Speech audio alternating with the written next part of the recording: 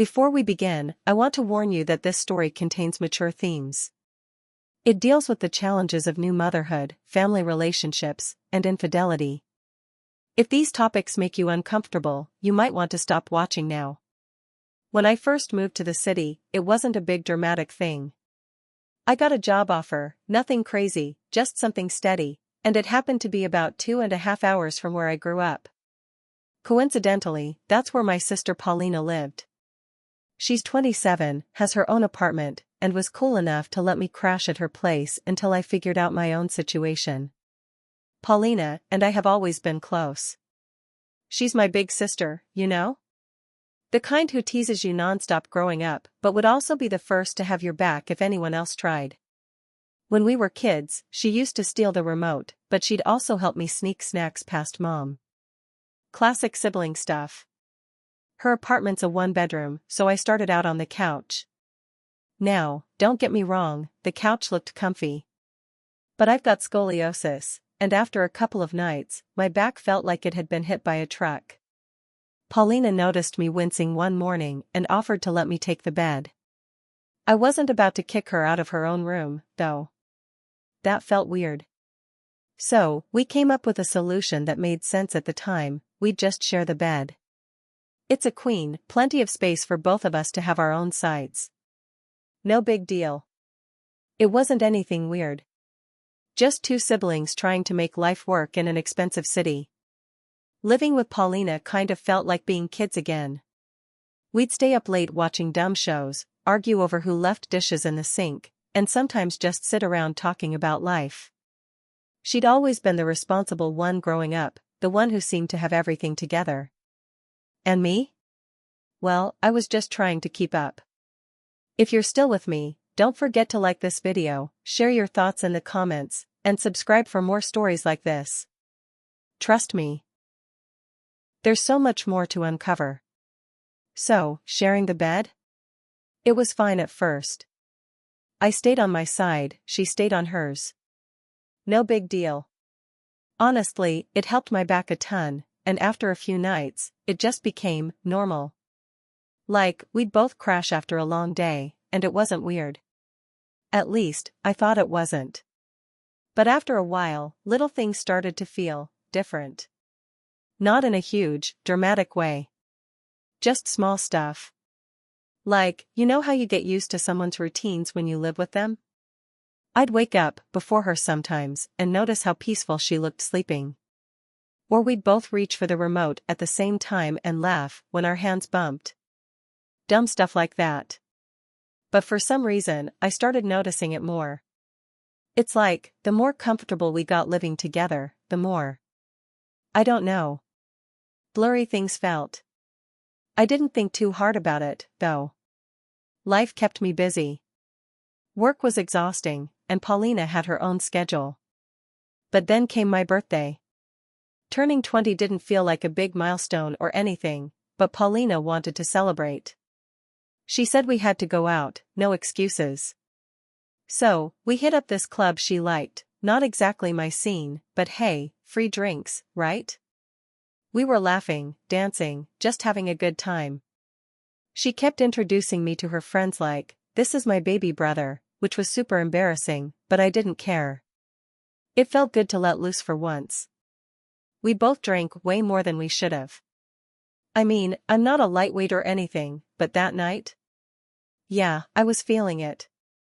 By the time the club closed, we were stumbling out onto the street, laughing at nothing. The walk back to her apartment felt like it took forever, and we were both just in that stupid, happy, drunk mood. When we finally got home, we barely made it to the bedroom. I kicked off my shoes, flopped onto the bed, and she collapsed right next to me, still laughing about something I can't even remember now. The room spun a little, but it felt good. Comfortable. Familiar. We didn't say much after that. Just crawled under the covers, both of us still wearing our clothes from the night. It should have been just another night. But something about it felt different. Like the air was heavier or something. I lay there for a while, staring at the ceiling, listening to her breathing slow down as she drifted off. And I don't know why, but for the first time I felt weird. Like, the bed suddenly felt smaller. The space between us felt smaller. I wasn't sure what to make of it. I told myself it was just the alcohol messing with my head. But part of me wondered if it was something else. I don't know what it was about that night. Maybe it was the alcohol, maybe just being in that space, feeling a little too comfortable. But as I lay there, staring at the ceiling, my mind wouldn't shut off. The room was quiet except for Paulina's soft breathing beside me. It was the kind of silence that's supposed to feel peaceful, but instead, it felt heavy. I rolled onto my side, trying to ease the stiffness in my back. The shift brought me closer to her. We weren't touching, but I could feel her warmth, just enough to make my heart race a little. I told myself it was nothing. Just the drinks, the late hour, the buzz from the night still hanging over me. But then, I don't even know why, I let my arm drift across the bed. It wasn't anything big. Just a small movement. I felt my hand brush against her waist. She didn't move. Didn't say anything. And for a second, I convinced myself it was fine. Just an accident. No big deal. But I didn't pull my hand back. I don't know what I was thinking. Maybe I wasn't thinking at all. The lines between what was normal, what was okay, it all felt blurry in that moment. My hand stayed there, and before I realized it, I started to move it, just slightly, up toward her ribs. That's when she stirred. She turned around slowly to face me, her eyes half open, still groggy from sleep. "What are you doing?" she whispered. Her voice wasn't angry. Just confused. And that's when it hit me, this sudden, sharp awareness of what I was doing. My mind went blank. I didn't know what to say. My heart was pounding in my chest, and before I could even think it through, I did the first thing that popped into my head. I kissed her. It wasn't long or dramatic. It was quick, awkward. But the craziest part? She kissed me back. Just for a second, but it happened. It was like time froze. I don't know how long it lasted, probably just a few seconds, but it felt like forever. Then she pulled back, her face close to mine, and whispered, "Happy birthday, Axel. Go to sleep. We'll talk about this tomorrow." She turned away, pulling the blanket up over her shoulder like nothing had happened. But for me, everything felt different. I lay there, staring at the ceiling, my heart still racing, my mind spinning. What had just happened? I couldn't make sense of it. Part of me wanted to believe it didn't mean anything. That we were both just drunk, caught in some weird, late-night moment. But another part of me, the part that stayed awake long after she fell asleep, knew it wasn't that simple. The morning after felt like waking up in someone else's life. The sunlight creeping through the blinds felt too bright, too sharp. I could hear Paulina moving around in the kitchen, like it was just another day. But for me, everything felt different. I stayed in bed longer than usual, staring at the ceiling, hoping the knot in my stomach would loosen. It didn't. When I finally got up, the words were already sitting heavy on my tongue. "I'm sorry about last night," I said, my voice lower than I expected. "It was a mistake." I didn't know what reaction I was expecting, maybe anger, maybe awkward silence, but what I got was neither. She just looked at me for a long moment, her face unreadable. No anger, no embarrassment. Just calm. Like it wasn't as big of a deal to her as it was in my head. That threw me off more than anything. The rest of the day felt surreal. Paulina acted like nothing had happened. She joked about some show we'd been binge-watching, complained about work like it was any other morning. But I couldn't shake the feeling that everything had shifted. The normal, easy rhythm we'd fallen into since I moved in felt off. Like we were both pretending nothing had changed when everything had. I kept replaying it in my head, trying to make sense of it. Was it just a weird, one-time thing? Was it the alcohol? But if it was, why wasn't she acting like it mattered? And why couldn't I stop thinking about it? Over the next few days, I found myself pulling away without even realizing it. I'd stay out later after work, pretend to be tired when I got home, anything to avoid being alone in the apartment with her. But no matter how much I tried to create distance, the tension didn't go away. It was like this invisible weight hanging in the air whenever we were in the same room. The guilt was the worst part. Not just guilt about what happened, but guilt about what it said about me. I'd always thought of myself as someone who knew where the lines were, someone who didn't cross them. But now? I wasn't sure who I was anymore. I kept asking myself, how do you go back to normal after something like that? Can you even go back? Paulina, though, she seemed fine. Like, really fine. She'd laugh, make dinner, suggest watching movies like we always did. But under all of that, I could feel something had shifted. It was in the way her eyes lingered a little too long when we talked, or how she'd casually touch my arm when walking past me in the kitchen. Small things. But I noticed them. And they messed with my head. I thought about moving out more than once.